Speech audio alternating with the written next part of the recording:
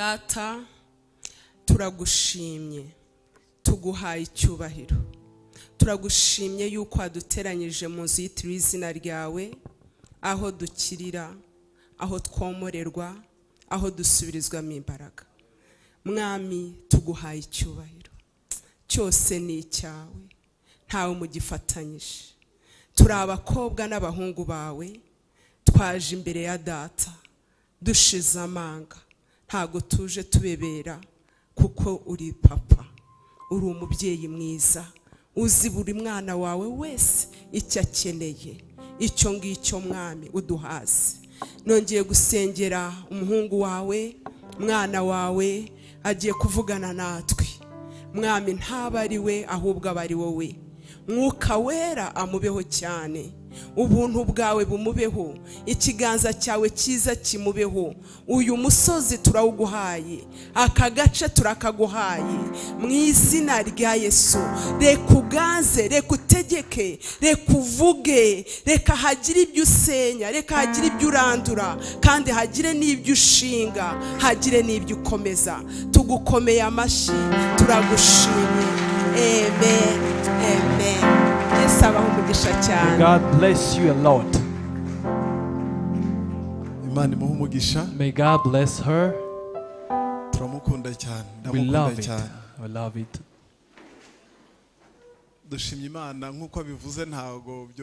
As she said, it's not easy. When the father of house has said the Lord, as the father of the house said, I'm the last born. And I thank God for that. You know, when you are young, you have a privilege. There are problems that you don't face. I'll repeat again. You know, when you are the last born or young, you are privileged or you have a lot of chance. There are problems that you don't face. There are battles that you don't fight. The elder ones, your elder brothers or sisters, your parents, they fight those battles only for you. So young people here, I want you to support me in clapping hands for God. Amen. Amen. We thank God for being here this evening. Especially for trusting us to start these 40 days of prayer here. It's a grace of God. You know, also starting, it's really good. And by closing, it's really good too.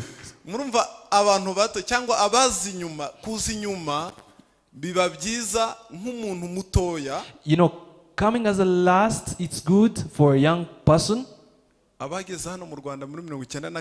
For those who reached here in Rwanda 1994, all these districts you're living in, it was really tough to get back home. But young kids or children who are getting burned right now, you know, there are things that you can tell them that they cannot understand unless you find teachers to make them understand that. So there is a chance to come as the last one. We thank God for your parents, for loving us, and for trusting us today. We are here in front of you. It's not only about brotherhood. There is also a parent's heart. We would like to thank them in front of you. They support us a lot.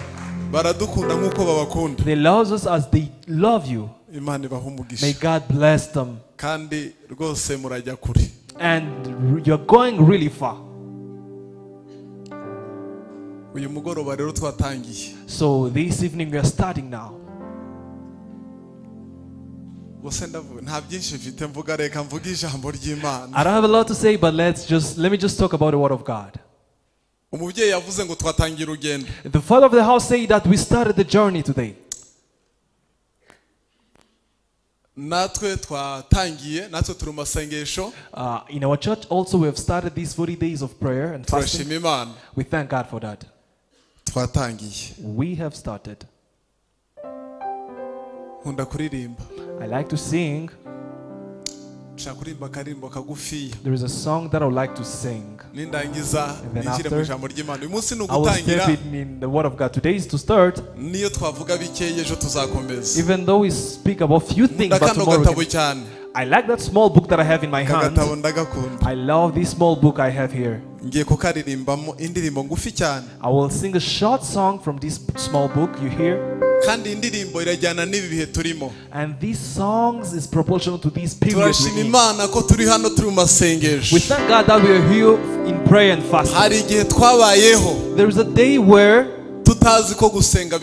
we couldn't even know that praying exists. There is a period when we couldn't even believe that God exists. But we thank God we are in the portion of God's sons and daughters.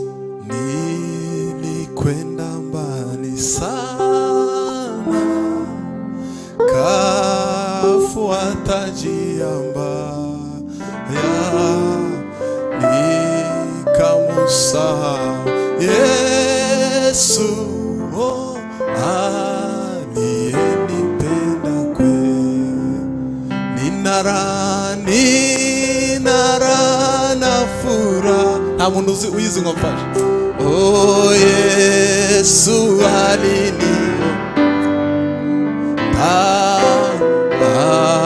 akaniokoa kwe mimi wake siku zote. Na sikufikiri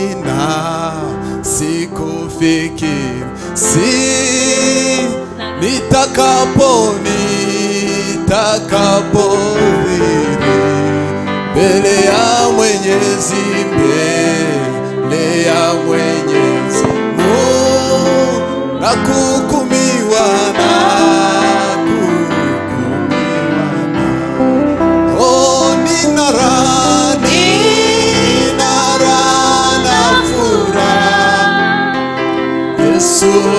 Yesu alinitafuta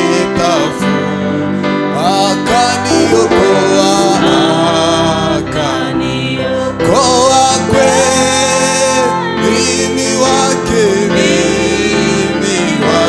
siku zote. Zambi zilinichokesha,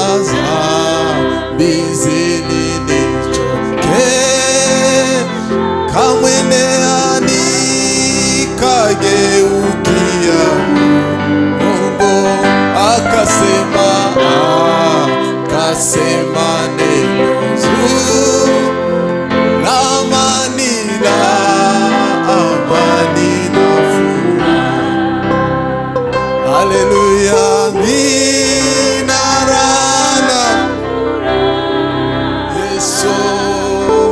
Yesu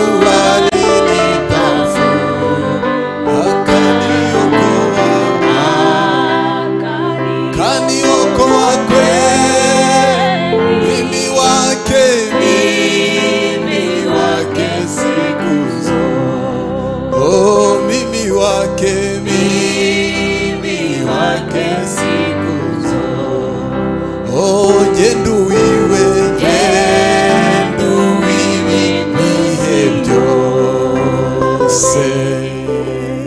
Hallelujah. Hallelujah. Amen. Amen. We thank God. For those who doesn't know Swahili, this song says that I went far and I forgot, and He loved me, He my creator. Ariko iyi refrain aravuga ngo ndishimye cyane, ndanezerewe cyane kuko Yesu yanshatse arankiza arandokora. This song comes again. Nanjye nduwe. I love God because turi hano kuko turabe. We are here because we belong to Him. And He's the one who finds us. He's the one who found us. Ahabwa icyubahiro. May glory goes to Him. Katwinjire mu ijambo ry'Imana. Let's step in the Word of God. Turimo turaganira ku ntego y'aya masengesho y'iminsi 40. We are talking about the theme of these 40 days. aho where intego nyamukuru ivuga ngo twaremewe cyangwa twakirijwe twahamagariwe gutembesha ubugingo ubuzima aribwo buzima bw'Imana aho turi hose nk'umwami wacu Yesu Kristo. Where the theme says that we've been created to make God's life flowing everywhere as our King Jesus Christ is our reason for living. Turashima Imana ko aya magambo atari mashya mu matwi yacu. We thank God because these things are not new in our ears. Ariko kandi tukanayishima ko ikunze ko dukomeza kuyiga buriya hari abatarayafata neza cyangwa bataruzuzwa neza. And we thank God for having this theme as we take each and every day for those who couldn't understand it very well. Kubera aho Imana igiye kutujyana tutarasobanukirwa kino kintu byazatugora cyane twazakora accident. Because where God is taking us, if you don't understand this very well, you might have an accident in front. Kuko aho Imana igiye kutujyana itwambika imbaraga ndengakamere utaramenya kubereho gutanga ubugingo utanga ubuzima byazakugora hari byinshi wahitana hari byinshi wakwangiza. Because where God is taking us in the supernatural power, if you don't understand this, there is a lot that you can destroy and which can destroy you also. Uyu munsi rero today now tugiye kuvuga ku gutembesha ubugingo cyangwa ubuzima bw'Imana. Today we are going to talk how to make flowing God's life. Aho turi hose wherever we are nk'umwami wacu Yesu Kristo as Jesus Christ our King. Nabyise ngo niyo mpamvu yo kubaho kwawe. And they named it, this is the reason of living. Gutembesha ubuzima. Like making flowing life. Cyangwa gutanga ubugingo ku bandi. Or giving life to others. Niyo mpamvu ikomeye yo kubaho kwawe. This is the main reason of your living. Ibi bikubiye mu bintu bibiri ariyo ya mategeko abiri Yesu yavuze igihe bamubazaga abafarisayo n'abanditsi bamubaza ngo amategeko arusha yandi kuremera ababwira abiri gukundisha Imana umutima ndetse no gukunda mugenzi wawe. And these are in two commandments that Jesus Christ told Pharisees when they were asking him, and he just replied by saying you need to love God with your heart and love your colleague or anyone who's beside you. Aha rero harimo ibyo bintu bibiri. And here there are all those two things. Harimo kubaha Imana. They are respecting God or fearing God. No gukunda abantu. And loving people, sorry. Yesu ashimwe cyane. Amen. Amen. Amen. Kuko Imana irimo iradutegeka. Because God is obliging us or instructing us kubikora to do it. Nukumwubaha. It's obeying him. Kandi kubikora and doing it again nukurokora umuntu. And is rescuing someone. Amen. Tujye tuyivuga kuko uko tuyivuga niko Imana isuka umugisha. Please, let's say amen, because the way we say amen, this is how God releases blessings in church. Ndasubiramo kino kintu. I'll repeat this thing clearly. Gutembesha ubuzima. Making flowing God's life. Gutembesha ubugingo. Making flowing lives. Aho turi hose. Wherever we are. Icyambere. The first thing. Nukubaha Imana cyangwa kubahisha Imana cyangwa guhesha Imana agaciro. It's honoring God or respecting God. Ari ryo ryategeko. Which is the first commandment. Risumba yandi. Which is beyond all those. Icyakabiri. The second thing. Nukurokora ubugingo bw'abantu. It's rescuing someone's souls. Nukurokora ubugingo bw'abantu. It's rescuing someone's soul. Yo tubatembeshejeho ubuzima. When we are just making flowing lives with them. Ryategeko rivuga ngo ukunde mugenzi wawe nkuko wikunda. We are just putting in practice the commandment say love your brothers, you love yourself. Ariyo ntego. And which is the target. Isumba izindi twasigiwe na Yesu. Which is beyond all those that Jesus left to us. Ndashima Imana ko ERC ya Gikondo. I thank God that Gikondo ERC. Muri mu mugambi w'Imana. You are in the will of God. Muri mu mugambi w'Imana. So you're in the project of God. Wo kuyubahisha. Of honoring them. Him, no sorry. Gutembesha urukundo rw'Imana muri bene data bose bataramumenya. And making flowing God's love in your environment or anyone who surrounds you. Reka twegene imbere. Let's move forward. Ibi ni ibyanditswe. Those are scriptures. Ntago turubijyemo cyane ababyandika babyandike. We will not go in them, but for those who are writing, please note them down.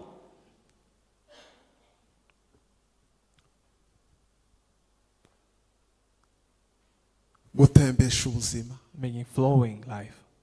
Yesu ashimwe cyane. Amen. Ndagira ngo dushirireho niba bamaze kabarangize kubyandika. Please, if they are done writing, I would like to ask. Murangiza.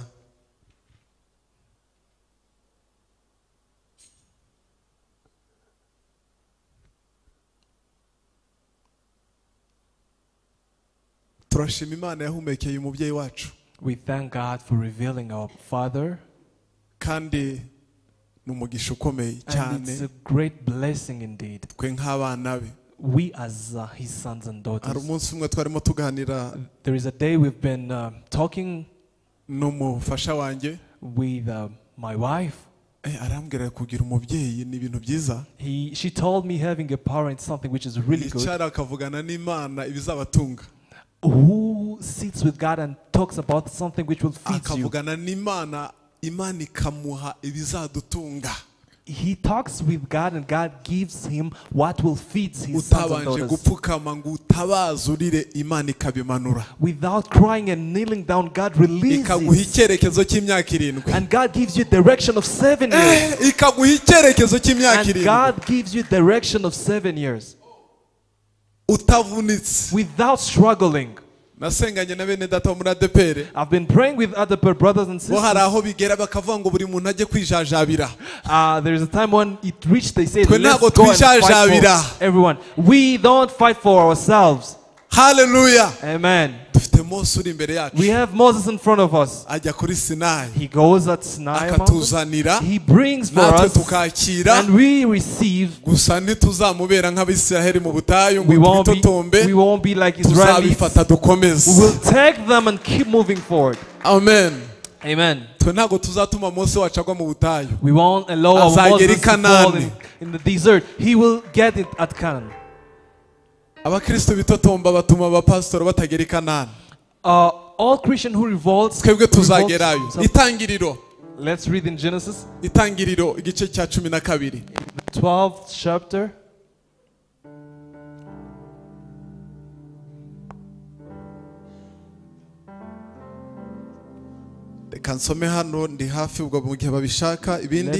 Let me read here. Ijambo ry'Imana ravuze ngo Uwiteka ategeka Abraham ati. Now the Lord said to Abraham, va mu gihugu cyanyu, go from yourself, usige umuryango wanyu, go from yourself away from your country, from your relatives and your father's house, to the land that I will show you. Kabiri. 2. Nzaguhindura ubwoko bukomeye. I will make you a great nation. Nzaguha umugisha. I will bless you. Nzogeza izina ryawe. Abundant increase the favor and make your name famous. Uzabe umugisha. And distinguished, and you will be a blessing. Kandi and nzaha umugisha abakwifuriza umugisha. I will bless those who bless you. Kandi uzakuvuma nzamuvuma. And curse him who curses or insulates language towards you. And in you will. In you will nimo imiryango yose all the families yo mwisi and countries of the earth izahererwa will be blessed. Umugisha. Amen. Iri ni ijambo rikomeye cyane kuko ubutumwa mfite uyu munsi niho buzingiye. This is a strong word, a great word, because my preaching based on these scriptures. Imana ihamagara Abraham. God calls Abraham. Iramubwira ngo va. And he told him, va, come away from your country. Please leave your father and your mother. Please leave your families. Come and I will show you where you'll go. The country going. And you will go in the country. I will show you the country going. Praise be the Lord. It wasn't something easy. It was not easy. He told him, leave. Leave your country. Tonight, we thank God because the father of the house said, and the journey has a starting point and has an ending point. So where we are heading is a good place. God told Abraham, leave. This was the starting where the will of God of making flowing lives in his nation. But I would like to remind you, but we'll see it in front. God, after creating a human creature, the the human was distracted. He was distracted. And after being distracted, he lost the direction. It was the devil who was distracting them. And they sinned against God. If you read the 3rd chapter and the 4th one of Genesis, abatubanjirije ari umuryango wa mbere wa Adamu na Eva bananiwe guhagarara bakomeza umugambi w'Imana wo gutembesha ubuzima. You will see that our ancestors Adam and Eve, they couldn't stay so that they can keep having the will of God in their lives. Bibaviramo kwirukanwa mu ngobyi ya Eden. And this took them from Eden, the Garden of Eden. Bavamo bambaye indi kamere. They went out of Eden having another nature which was not given to them by God. Now see what comes out from that in the 4th chapter. Let's see the result which comes out of the disobedience of our ancestors. Instead of giving life, we took life from others instead of giving them life. Cain killed Abel. This was not in the will of God. And now when you reach in the 6th chapter and the 7th chapter, the Son of Man is becoming worse and worse.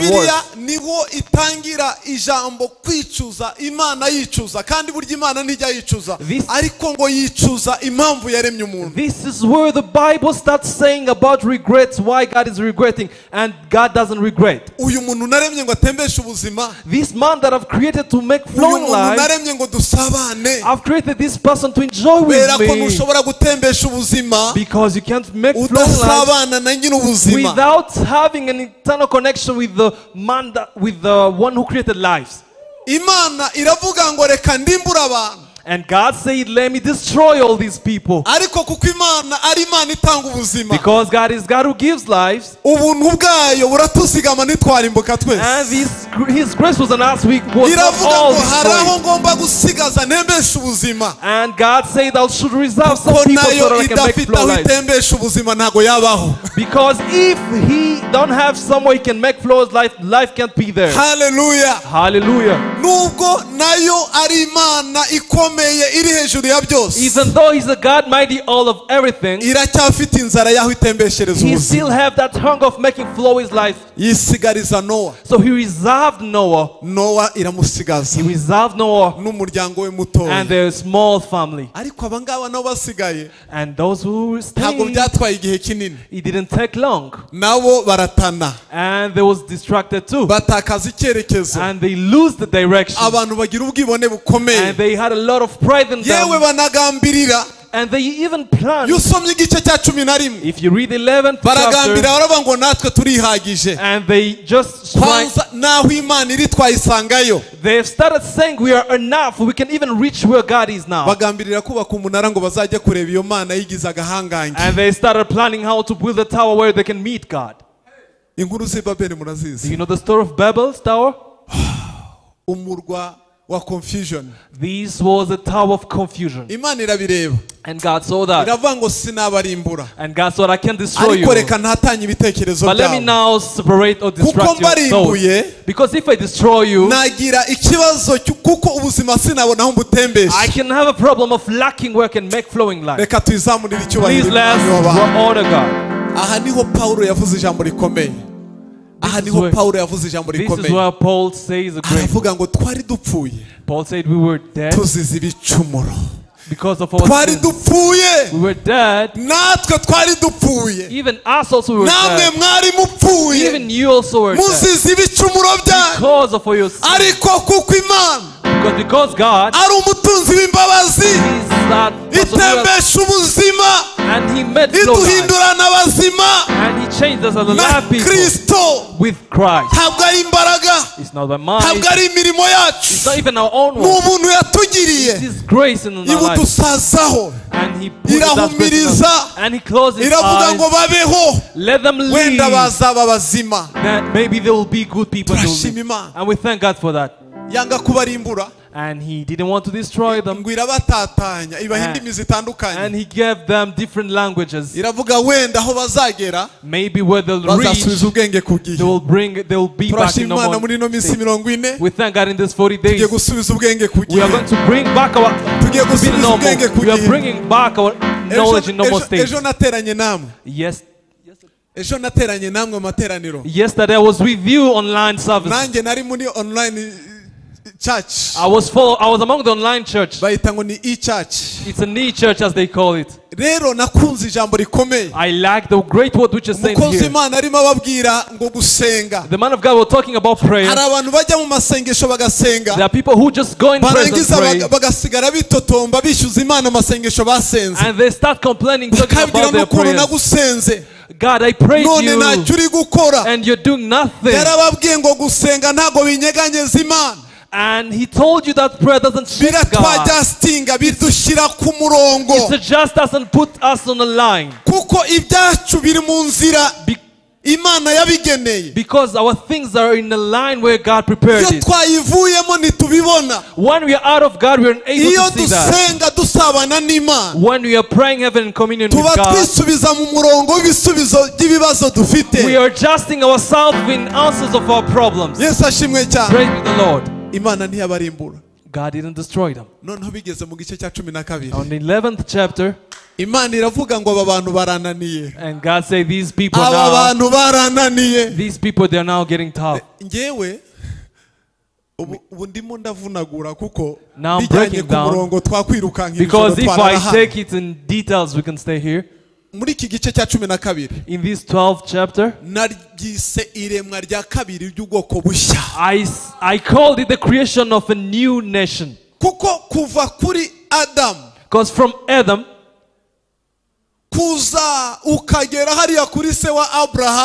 to reach where the father of Abraham is, people were really tough. And God adjusted things. And we were tough to God. And he said, what is remaining now? I need to create a new creation. I need to create a new nation. And he called Abraham. And he told him, leave. Because there is something new that I want to do. I've tried and I couldn't do it. Then I need to create a new nation. A new nation. Because I have a vision. God has a certain vision. Your God has a vision. And he said, this vision, I can't take it alone. There's a nation that I need. There is another nation that I need. And this is where Peter said, we are a nation that God created. A great nation that God created. This is a holy nation where there is and God said, I want to create another new generation. And this new generation, and he used it by calling. And he called. And through that calling, and he do something which is great, and he chose. For those, because for those who doesn't know, you think that God just called Abraham. And God called Abraham's father, but Abraham's father couldn't go and stop that. People who don't respond to callings, they die, and we just go and bury them. And if evening, I'm telling you, if you're resisting, please tell us so that we can start doing a fundraising for burial. For all those people who are not ready to make flowing life, they're ready to die. They're ready to die. Because having that initiative of making flowing life, it's an initiative of receiving life. For those who want life, this evening, we accept to give that life. We accept to release. We accept to release. Because giving life, that's what we do by giving it. Giving life, it's gaining life. And we don't receive new life. Abundant life. We gain an abundant life. And God created a new nation. And He called Abraham. Leave your home. Leave. You know, when you are in your family, or your home, it's really tough to be changed by God. God takes you somewhere. God takes you somewhere where there's no people. There's a song in the 15th song. In our song, please come alone. Please come alone. Let's have an intimacy. Come where there's no people. Because there's a load. There are things which are hard for you. Please leave people. Let's get in intimacy. So that I can forge you. So that I can change you. So that I can arrange you and pack you. And God started creating a new nation. I thank God we are not new creation. I thank God because you are in that new nation. He called Abraham. We've read what He told him. Go from your country. Go from your country. Go from the country of sin. Go from the country of. Go from the country of. Go from the country of people who love themselves. Go from that country. Go from that country. Your countries and your father's house. Hallelujah. Amen. In Rwanda we have a lot of families. We have Nyiginya's family, we have Faustin's family, and each family has its food. There are those who tell you like meat. The people say there is a lot of girls in that family who do adultery and they receive it easily. And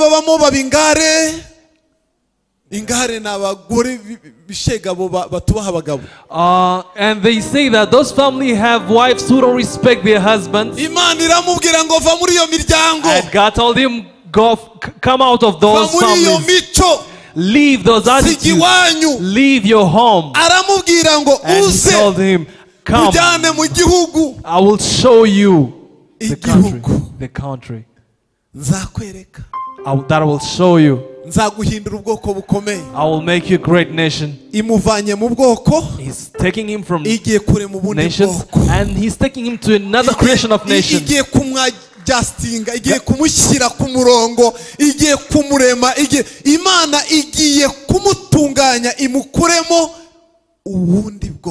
God is taking him to adjust him to create another nation through him.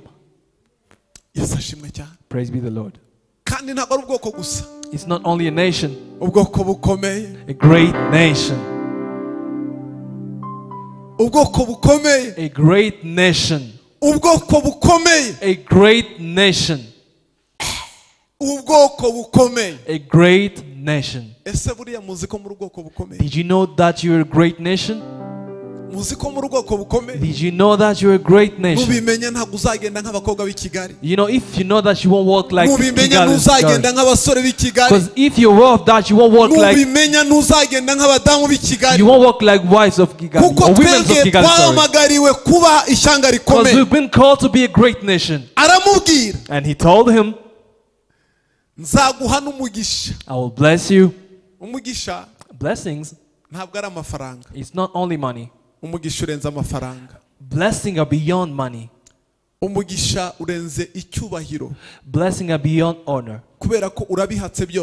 Because you have all. Blessing has in itself a full life. This is what God was telling him. I will bless you. Indeed, he was saying, in other words, He was saying, I will give you life. I will give you life. Because blessing, let me tell you blessing. Blessing is living without problems. And in this world you can live without problems. habe na perezida wa repubulika even the president of the countries has also problems. Niko kuri. That's the truth. Kuko yadiringa n'ibibazo byo kwisi na politike n'ibiki byose biramurenga. Because he deals with a lot of problems in the politics. That's why we pray for him, so that God can strengthen him, so that God can give him life. In this world there is no life. Blessings that God were telling Abraham, making flowing life through him and make his name great, so that it can be a blessing. Blessing gives money. Blessing gives honor.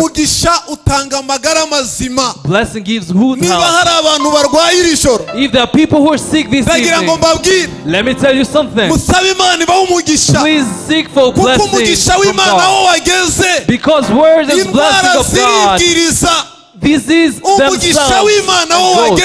Where does God's blessing and being disrespected? Where does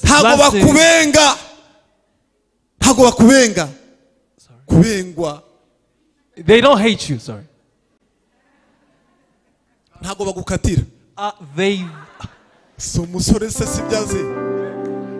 They don't neglect you. Where are blessings? You don't seek, you don't beg. When you have life, you're not poor. You know, being poor comes from loving yourself. People love themselves at the extent where they're not willing to work for others. Praise be the Lord. God called Abraham and he told him, I can't keep going against these people. I want to create a new nation. These I called it as a second creation, where God was creating a new nation, a nation which flows like God's life. I was thinking now, what is making life flowing? What is making life flowing? I've tried to say it as I understand it. You might have a strong understanding of this. I said it's about being an answer, bringing positive changes, making more of God wherever you are. There are people who get saved here, but where they there are people who get saved here, but in their working places they're not saved. Wherever you are. What does it mean wherever you are? Obeying God's commandments, because giving life is not from God. It's not saying I will do it when I want, because not doing that, it's denying that life, it's refusing God, it's not believing or accepting God. For those who knows that God is alive, this scripture says what? A friend loves at all times, and is born as is a brother for adversity. What is the adversity that the world are facing now? What is the adversity that the force is facing? What are the adversity that families are facing? It's not about only being poor. It's just the world is lying us, telling us that it's all about being hungry. They're distributing food everywhere. The problem that the world is facing now is not about wealth here in the world. The problem that the world is facing now is not a lot of people who are not in education. The problem that the world has, there are people who are not yet receiving God's life. Are people who don't know God. Are those people who don't obey God. That's the problem that the world is facing now. ntabwo ari ikibazo cy'inzara. It's not about hunger. Ntabwo ari ikibazo kuko n'indwara z'ibyorezo nyinshi turwara n'indwara zakozwe n'abahanga. We've been seeing different kinds of diseases. All diseases have been created by wise men. Imirima yacu iri kurumba yabitewe n'abahanga bakoze imiti bashyira mu butaka burapfa. And all our lands which are being affected, which are not fertile, all these things have been done by wise men. Ikennye abantu batarakira ubuzima bw'Imana. The world is lacking people who didn't receive God's life. Now this is why we've been created. It's go to pick them from that adversity. It's go and pick them from that adversity. Making flowing life wherever we are. Making flowing life wherever we are. Praise be the Lord. These verses, you know how Ezekiel God called him. I will just pass over because I don't have enough time to talk about it. God took him in spirit. I thank God we are praying. Because as we are praying, we are getting in the spiritual realm. Because God does only talk with us. God speaks with us also in the spirit. I'm not denying that in this prayer, God will touch you. The hand of God will touch you. The hand of the Lord will talk to you. Amen. And he brought and where he took him that valley, it's where he wants to give life. He wants to give life there. Because he found their bones, different kinds of bones. There were different separated bones. When I read this verse,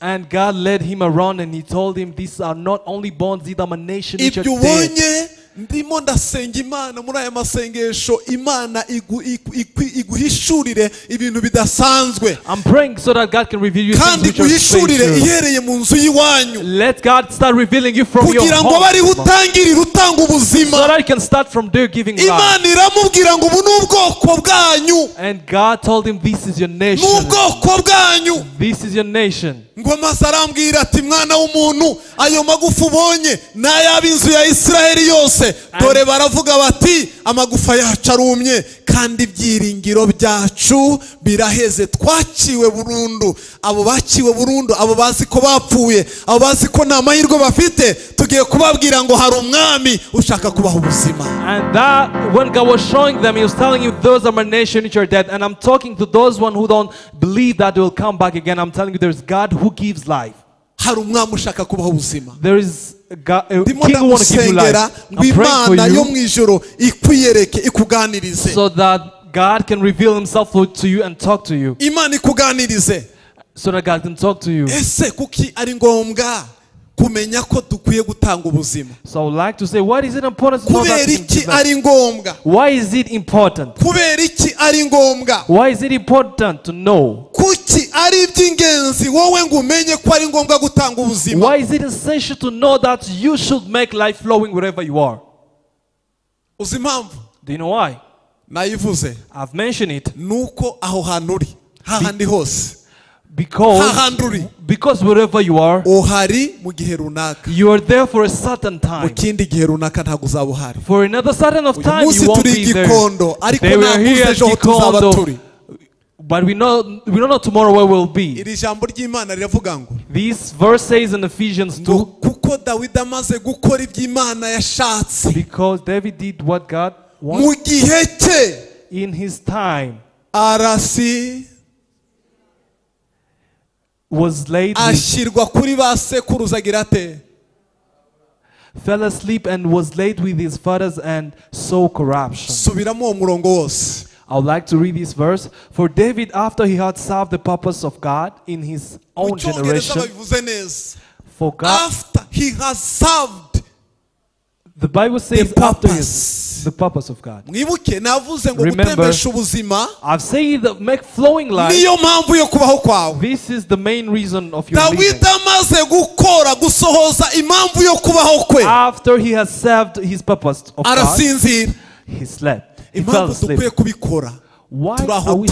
Why we supposed to do that? Nuko tugomba gukoresha igihe cyacu neza mu gihe tukigifite. Because we need to use very well our time as long as we're still alive. Ejo bundi ku Kinamba. Recently at Kinamba. Habaye impanuka. There were an accident. Sorry. Amakuru. We've been following news. Aba bana batatu bapfuye. Those 3 kids who were dead. Niba amakuru twabonye kuri YouTube ari ukuri. If news that we've seen in YouTube are true. Uyu aba bana se na nyina bari baratandukanye. These parents of those kids were separated. Igitondo kimwe. One morning. Isara bohereza ngo bajye gusura nyina. The father sent them to visit their mother. Batashye bavuye gusura nyina. When they came from visiting their mother. Iyi ntago yari visitation. This wasn't a visitation. Bari bagiye kumusezera. They were saying goodbye to her. Impamvu ukwiye gutanga ubuzima. The main reason why you need to give life. Nuko utazi igihe usigaje. Because you don't know the time which is remaining. Kubera ko utazi igihe ushigaje. Because you don't know that time. This should strengthen you to use very well your time. So that you can make flowing godly life. Because after doing that, because if you don't do that, you will sleep. There is a verse which says very well. And that day they will be in front of God. All their works will follow them. And those works that you did, and God will test them by fire. Are you serving God's purpose?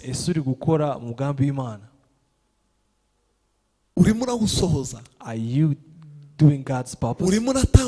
Are you giving life? Many people who are not from here, I mean the house of God, there are those who come here to look for husbands. There are those who come to look for wives. There are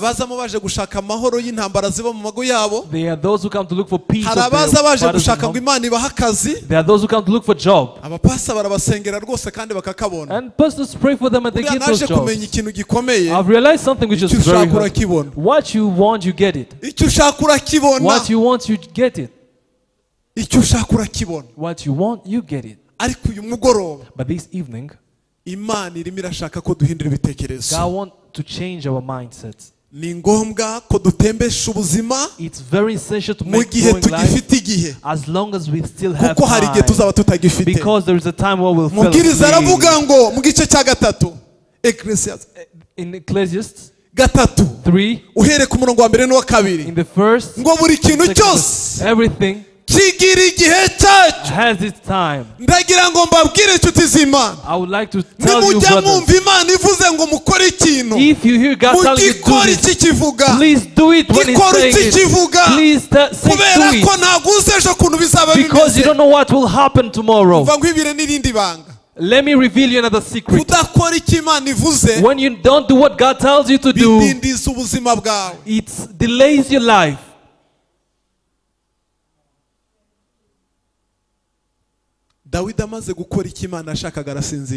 After David did God's purpose, he fell asleep.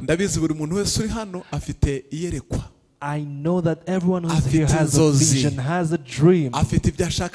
He has why he wants to achieve. That's for you. In these 40 days, I want you to ask God to reveal you His purpose. Because in that God's purpose, there are your answers. God is good. He asks us to do something, and in that thing He asks us to do, there's a gift. He just put a gift inside.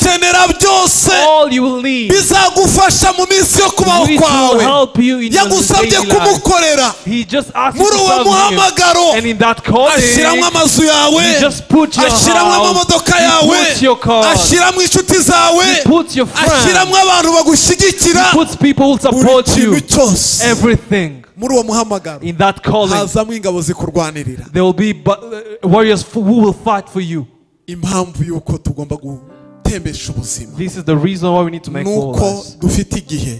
Because we have a certain life. Yesu ashimwe cyane. Praise be the Lord. Kumenya neza umuremyi wawe n'impamvu yuko yakuremye. Knowing your creation.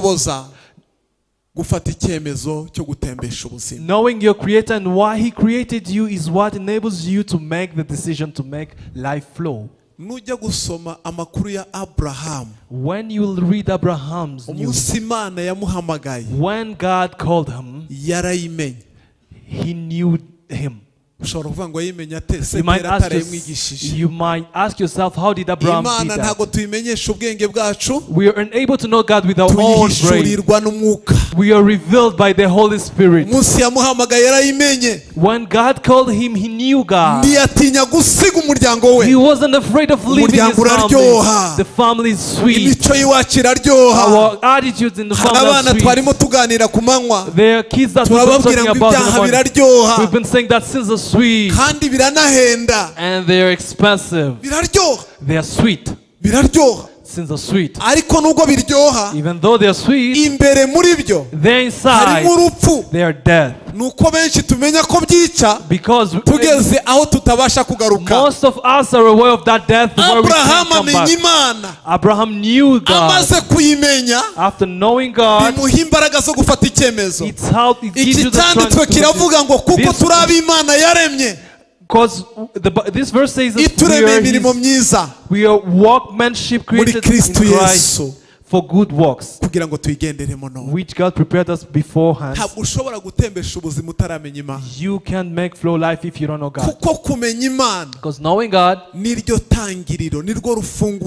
is the key of giving you strength. This gives you that confidence. This is where you know why you've been created. You start by knowing God, and now we start showing you the purpose of living. And after knowing your purpose, this is your life. Apollinaire said, knowing that, that's life. And it gives you peace. Praise be the Lord. And it gives you peace. It gives you peace. It gives you peace. John said you shall know the truth and the truth will set you free. The problem is that you don't know the truth now. Now listen, what is the problem? The ignorance. The ignorance. The ignorance. The ignorance just leads you to waste your life. You waste your life. You know, when you're ignorant, you waste your life. In that scripture there is a king, because he didn't knew his purpose of living, because of not knowing God, he wasted his life. This man did disasters. Ignoring that destroys your life. Maybe you guys don't walk in at night. When you see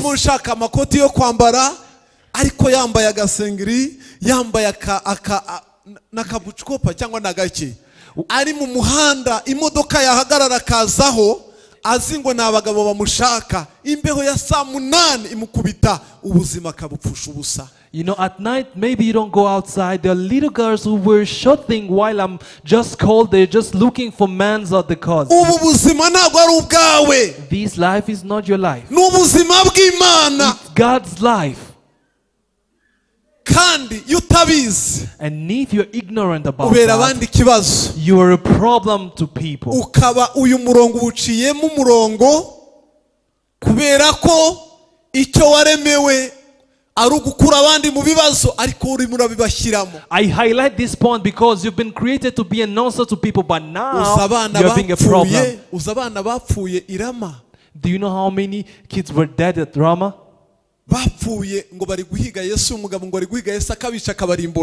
They were looking for Jesus, but Jesus killed them. Herod was not created to kill.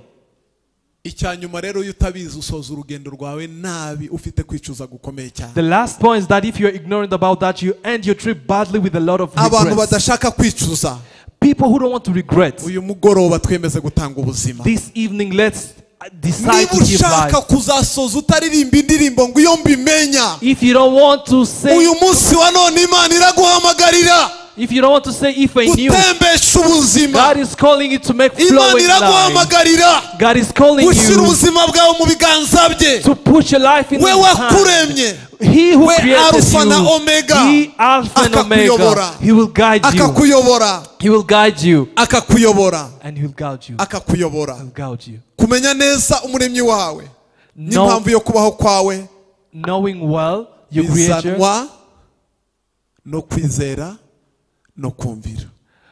Where there's knowing your creature, knowing what is the reason of your existence, it comes from faith to listen to God's call and to be faithful in everything. In words that will come in this during this week,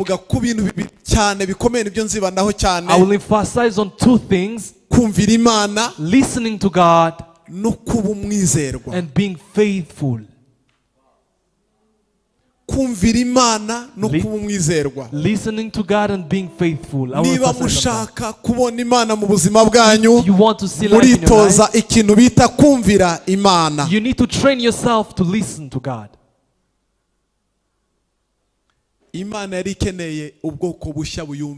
God needed a new creation which listens to Him. God needed a new creation which listens to Him. God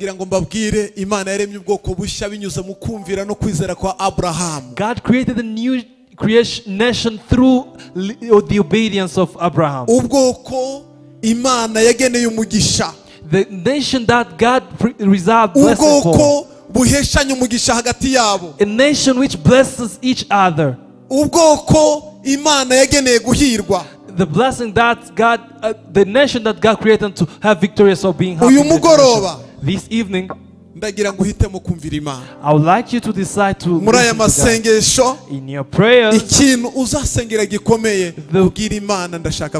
the crucial thing you'll be praying for, pray that you can be able to listen to God.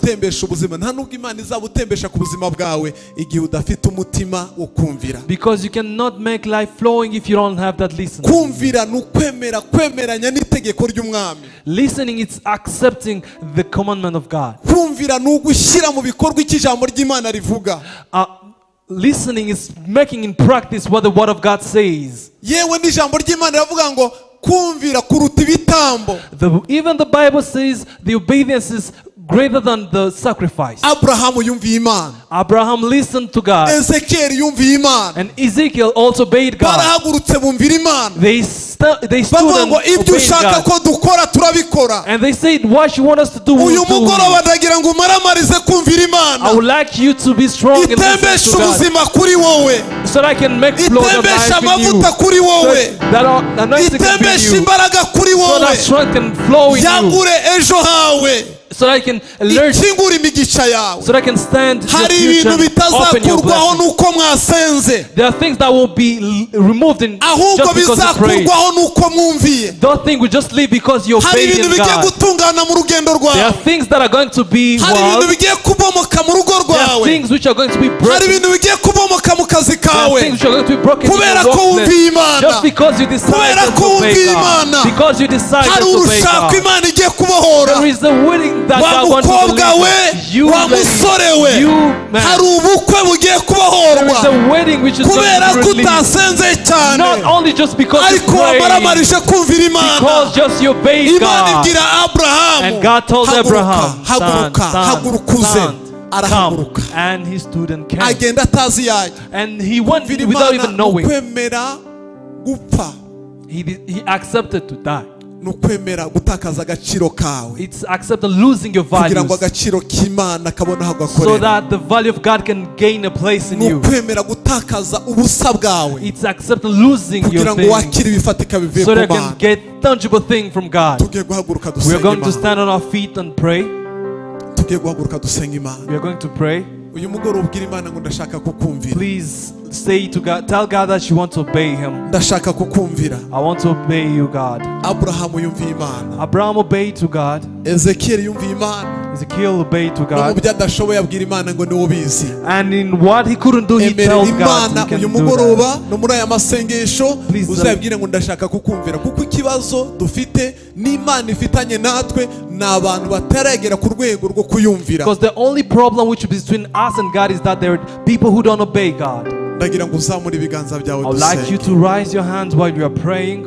Ugiye gusenga ubwira Imana ngo Mana ndashaka kukumvira. You're going to pray saying, God, I would like to obey you. Ariko kuyumvira birava kuyimenya. But that obedience will come from knowing Him. Uyimenye, uyibwire ngo makukumenya hishurira ubwenge bwanjye n'ibitekerezo byanjye. Tell God, I want to know you. Give me that knowledge. Give me that knowledge. Data mu izina rya Yesu Kristo. Father God, in the name of Jesus. Uri Imana yacu yo kwizerwa. Uri Imana ikomeye. Uri Imana ihambaye. Uri Imana nzima. Uri Imana. Turagushimiye uyu mugoroba mu izina rya Yesu Kristo w'i Nazareti. Turagushimiye ubuntu bwawe. Turagushimiye urukundo rwawe. Turagushimiye ko wadutoranyije ukatugira ishyanga rishya, ukatugira ubwoko bushya, ukaturema, ukatugira ubwoko bukumvira, ukatugira abami n'abatambyi mu bwami bwawe mu izina rya Yesu Kristo w'i Nazareti. Mwami turagushimiye uyu mugoroba reka udusuke umwuka wawe, umwuka w'ugwishurirwa, imbaraga ziduhishurira. Mandele braka shakata ria mandelele mambraka rama shekete ria mandelele ba rikarama shakata. Umwuka wawe uduha kubona ibitaboneka, umwuka wawe uduha kumva ibitumva n'amatwi, umwuka wawe uduha kureba hirya y'ibibazo byacu, umwuka wawe mu izina rya Yesu Kristo tumenye impamvu yo kubaho kwacu. Biduhesha imbaraga zo kukumvira, biduhesha ubwenge bwo kukubaha, biduhesha ubwenge bwo kukwemerera mu izina rya Yesu. Mwami Imana, ndatura imbaraga zawe, ndatura imbaraga zawe ku bwoko bwawe. Bagirire neza, twatangiye amasengesho. Muri aya masengesho uvugane na buri umwe. Muri aya masengesho Mwami Imana, abataramenya ukuvuga reka bumve ijwi ryawe, abatararota reka barote, abatarahishurirwa reka bahishurirwe, abatarahanura reka bahanure mu izina rya Yesu. Bahanurire ubuzima bwabo, bahanurire imiryango yabo, bahanurire igihugu cyabo. Reka Mwami muri aya masengesho twakira imbaraga zidukoresha iby'ubutwari mu izina rya Yesu Kristo. Mandele braka shakata ria mandele bra rikarama mama rendele braka rababa yele mashakara baba rikarama ndele braka rababa. Twakiriye umwuka wawe, twakiriye ikiganza cyawe, twakiriye ikiganza cyawe, twakiriye ikiganza cyawe. Mwami turakubona muri iyi minsi, turakubona muri ibi bihe, turakubona. Ibyananiranye birakurwaho, ibyabuze turabona biboneka mu izina rya Yesu Kristo. Urambura abantu igisuzuguriro, urirukana ubukene, urasenya indwara. Turabona amakanseri akira, turabona za sida zikira, turabona ibibazo bikurwaho. Remandele brakarababa. Birakoreka Mwami, birakoreka. Turakira umwuka wo kumvira ibyo ushaka no mu bidashoboka. Urakoze Mwami, duhana umugisha, tugirire neza mu izina rya Yesu. Icyubahiro ni cyawe. Urakoze.